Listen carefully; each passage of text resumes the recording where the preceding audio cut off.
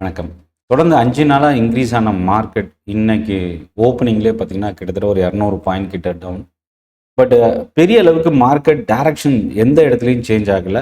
ஒரு gap down ஓப்பனிங்க்கு அப்புறம் ஒரு 40, 50 பாயிண்ட்டுக்குள்ளவே ஒரு ரேஞ்சுக்குள்ளவே ட்ரேட் நடந்தது. டே ஃபுல்லாவே. இன்னைக்கு மார்க்கெட் ஃபால் ஆனதுக்கு என்ன காரணம்? தொடர்ந்து வரப்போற அடுத்தடுத்த ட்ரேடிங் செஷன்ல மார்க்கெட் மறுபடியும் ப்ரீவியஸ் ஹையை, அதாவது நேத்தோட ஹையை பிரேக் பண்ணி இன்க்ரீஸ் ஆகுமா? எந்த செக்டார் இன்னும் நல்லா போக வாய்ப்பு இருக்கு? இதை பத்தி ஒன் பை ஒன்னா பார்க்க போறோம். சென்னை ட்ரேடிங் அகாடமி சப்ஸ்கிரைப் பண்ணி வாட்ச் பண்ணுங்க. நாளைக்கு காலையில ஜூன் 20ஆம் தேதி சென்னை தாம்பரம்ல நடக்க போற ஃப்ரீ ட்ரைனிங் செஷன் கலந்துக்கிறதுக்கு டிஸ்கிரிப்ஷனில் லிங்க் இருக்கு. கிளிக் பண்ணி ஜாயின் பண்ணிக்கங்க. செஷன் நீங்க நேரடியாக வந்து கலந்துக்கலாம். ஆப்ஷன் ட்ரேடிங்ல ஹெட்ஜிங் ஸ்ட்ராட்டஜிஸ் பத்தி பார்க்க போறோம். என்னோட வாட்ஸ்அப் சேனலோட லிங்க்கும் டிஸ்கிரிப்ஷனில் இருக்கு, நீங்க யூஸ் பண்ணிக்கலாம். இப்போ வீடியோக்குள்ள போகலாம்.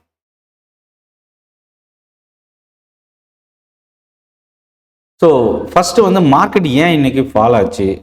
சடனாக ஒரு பெரிய கேப் டவுன், அதுக்கப்புறம் இந்த இடத்துல ஸ்ட்ரகிள் ஆனது, முடிவில் மார்க்கெட் ஒரு ஸ்மால் பவுன்ஸ் பேக் நடந்திருக்கு.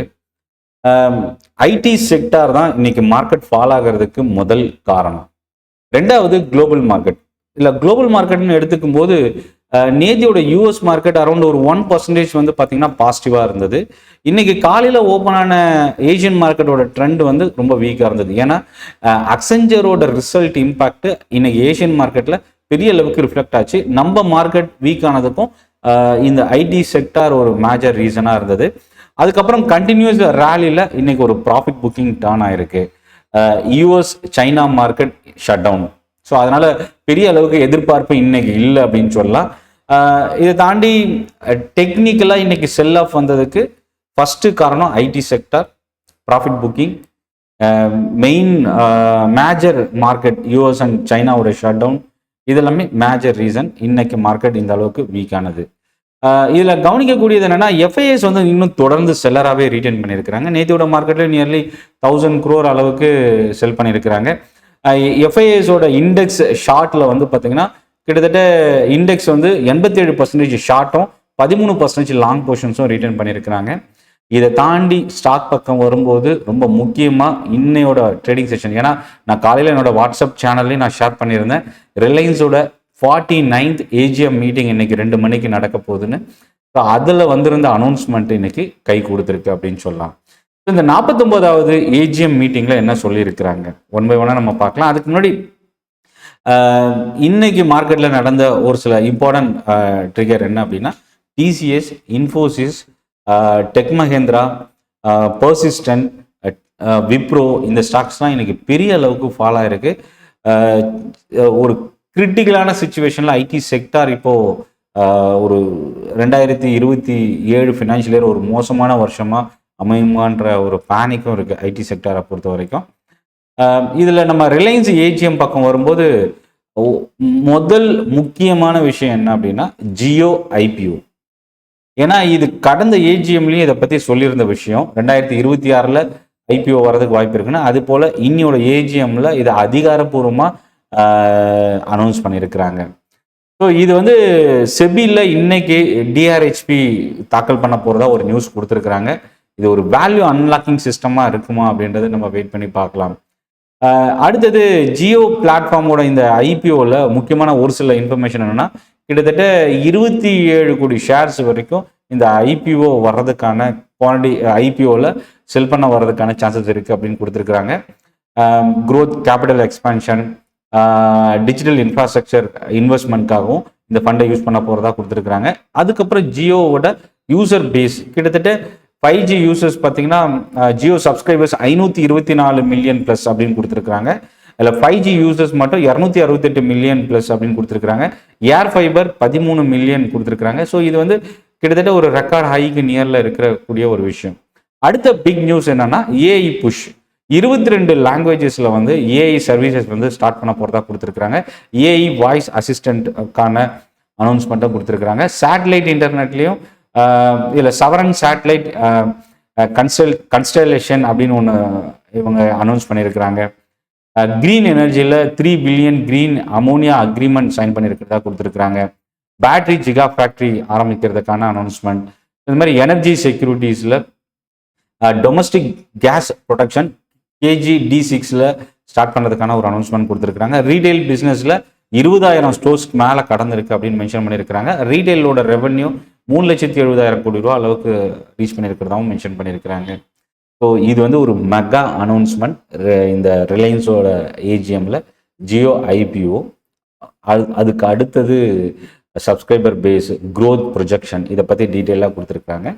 அடுத்த நியூஸ் இன்னைக்கு மார்க்கெட்டில் வந்தது FTSE அண்ட் சென்செக்ஸில் ரீபேலன்சிங்கான ஒரு அனௌன்ஸ்மெண்ட் இல்லை, எதிர்பார்ப்பு அப்படின்னு சொல்லலாம். இல்லை FTSE இண்டெக்ஸில் சேர்றதுக்கான சான்சஸ் கம்பெனிஸ் பாசிபிலிட்டின்னு பார்த்தீங்கன்னா Lenskart, Groww, Tata capital, ICICI Prudential AMC, LG electronics, Meesho, Tenneco, clean air India, இந்த கம்பெனிஸ்க்கான பாசிபிலிட்டி இருக்குன்றது நியூஸு. மேபி இந்த ஸ்டாக்ஸுக்கு இது ஒரு பாசிட்டிவாக இருக்கிறதுக்கு வாய்ப்பு இருக்குது. இதை தாண்டி ஸ்பெசிஃபிக்காக ஒரு சில ஸ்டாக்ஸில் பைன் லேப் வந்து இன்னைக்கு பிளாக் டீல் ட்ரேட் ஆயிருக்கு. 143 கோடி ரூபா அளவுக்கு USFDAவோட டென்டேட்டிவ் அப்ரூவல் ரிசீவ் பண்ணியிருக்கிறாங்க. இது ஒரு பாசிட்டிவ் அலம்பிக் ஃபார்மாவுக்கு. கல்ஃபிட் 4,000 கோடி ரூபாய்க்கான IPO அனௌன்ஸ்மெண்ட் வர்றதுக்கான வாய்ப்பு இருக்கு.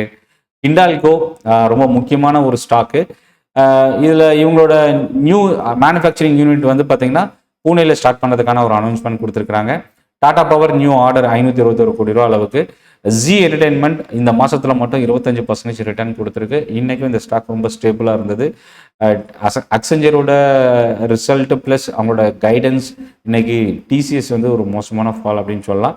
இந்த வீக் மார்க்கெட்டில் பர்ஜர் பெயிண்ட் இன்னைக்கு ரொம்ப ஸ்ட்ராங்காக நியர்லி 7 to 8% கிட்ட இன்க்ரீஸ் ஆயிருந்தது. அதே மாதிரி இன்னொரு பக்கம் மிடில் ஈஸ்ட்ல இருந்து ஆர்டர் ஃப்ளோ இப்போ ஸ்டார்ட் ஆயிருக்கு. இதில் குவைத் மெகா ப்ராஜெக்ட் ஒன்று நியர்லி 4% வரைக்கும் வபாக் இன்னைக்கு இன்க்ரீஸ் ஆயிருக்கு. ஸோ இது எல்லாமே இன்னைக்கு மார்க்கெட்டில் லைவாக வந்த நியூஸ். அடுத்தது க்ரூட் அண்ட் கோல்டு 1.5% கிட்ட இறங்கியிருக்கு. முத்தூட் ஃபினான்ஸ், மணப்புரம் ஃபினான்ஸ் வந்து நம்ம வரப்போகிற அடுத்தடுத்த செஷனில் கவனிக்கலாம். பிரெண்ட் க்ரூட் மறுபடியும் இந்த $80 வந்து ரீட்டைன் பண்ணியிருக்கு. US-ஈரான் பேச்சுவார்த்தை தள்ளி போயிருக்கிறது மறுபடியும் க்ரூட் இன்க்ரீஸ் ஆகிறதுக்கு ஒரு காரணமாக இருக்குன்னு சொல்கிறாங்க. VBL, CLSAவோட அப்டேட் வந்து கொடுத்துருக்குறாங்க. அடுத்தது நைகா, நொமுராவோட அப்டேட், இதெல்லாமே வந்து இன்னைக்கு லைவ் மார்க்கெட்டில் இருந்த நியூஸாக பார்க்கலாம். இப்போ செக்டார் பக்கம் வரும்போது பிராட் மார்க்கெட்டில் மோஸ்ட் ஆஃப் த இண்டெக்ஸ் இன்னைக்கு நெகட்டிவாக தான் க்ளோஸ் ஆயிருக்கு. மிட் அண்ட் ஸ்மால் கேப்பில் இன்னைக்கு ஒரு நியூட்ரல் டு பாசிட்டிவ், அதாவது small cap 0.4% positive, mid cap 0.2% இன்னைக்கு பாசிட்டிவாக இருந்தது. நிஃப்டி 50 தான் இன்னைக்கு மோசமான ஃபால். அதுக்கு மெயின் ரீசன் நிஃப்டி 50ல மோஸ்ட் ஆஃப் த IT ஸ்டாக்கோட ஃபால் தான். இன்ஃபோசிஸ் 6%, TCS 3% ஃபால் ஆயிருக்கு. டெக் மஹேந்திரா, SL டெக்னாலஜிஸ், இதுக்கு அடுத்த இடத்துல பார்த்தீங்கன்னா மஹேந்திரா அண்ட் மஹேந்திரா ஆட்டோ செக்டாரில் 2% கிட்ட ஃபால் ஆயிருக்கு. AGM மீட்டிங் முடிஞ்சதுக்கு அப்புறம் ரிலையன்ஸ் இண்டஸ்ட்ரீஸ் 1% கிட்ட டவுனில் க்ளோஸ் ஆயிருக்கு. Asian paint, Kotak bank, HDFC bank, இந்த ஸ்டாக்ஸ்லாம் அப் டு 1% வரைக்கும் இன்னைக்கு டவுனில் இருக்கு. ஜொமேட்டோ, எட்டர்னல் இன்னைக்கு 2% டாப் கெய்னரா நிஃப்டி 50ல. இதுக்கு அடுத்த இடத்துல Bharti Airtel, Power Grid, Eternal, Nestle India, NTPC, இந்த ஸ்டாக்ஸ்லாம் நியர்லி 1% இன்னைக்கு பாசிட்டிவாக க்ளோஸ் ஆயிருக்கு. Bank Nifty most of the stock இன்னைக்கு நெகட்டிவ், ஒரு சில ஸ்டாக் மட்டும் தான் பாசிட்டிவ். அதாவது 5 stock positive, 8 stock negative. 0.5% bank Nifty இன்னைக்கு டவுனில் க்ளோஸ் ஆயிருக்கு. ஃபெடரல் பேங்க் இன்னைக்கு டாப் கெய்னராக முடிஞ்சிருக்கு. அதே போல் நெகட்டிவ் பார்த்தீங்கன்னா கனரா பேங்க் இன்னைக்கு 1% கிட்ட இன்னைக்கு டவுனில் க்ளோஸ் ஆயிருக்கு. ஸோ இப்போ செக்டார் பக்கம் வரும்போது இன்னைக்கு மோசமான ஃபால் அப்படின்னா IT செக்டார் தான். நியர்லி 3.5% கிட்ட இன்னைக்கு டவுன். நிஃப்டி ஃபார்மா இண்டெக்ஸ் இன்னைக்கு ஒரு பவுன்ஸ் பேக் கொடுத்துருக்கு 0.7%. அதுக்கப்புறம் ஹெல்த் கேர் அண்ட் ஃபார்மா தான் 0.7%. மற்ற எந்த இண்டெக்ஸும் பெரிய அளவுக்கு இன்னைக்கு இன்க்ரீஸ் ஆகல. அகைன் ரியாலிட்டி இண்டெக்ஸ் 1% இன்னைக்கு ஒரு ப்ராஃபிட் புக்கிங். ஆயில் அண்ட் கேஸும் இன்னைக்கு மறுபடியும் 1% கிட்ட இறங்கியிருக்கு.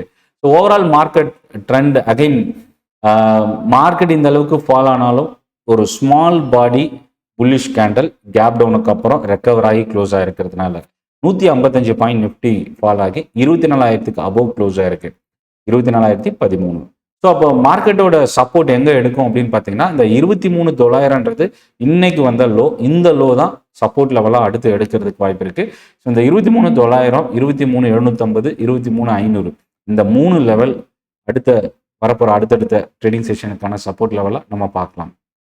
இந்த வீடியோ யூஸ்ஃபுல்லாக இருக்கும் அப்படின்னு நினைக்கிறேன்.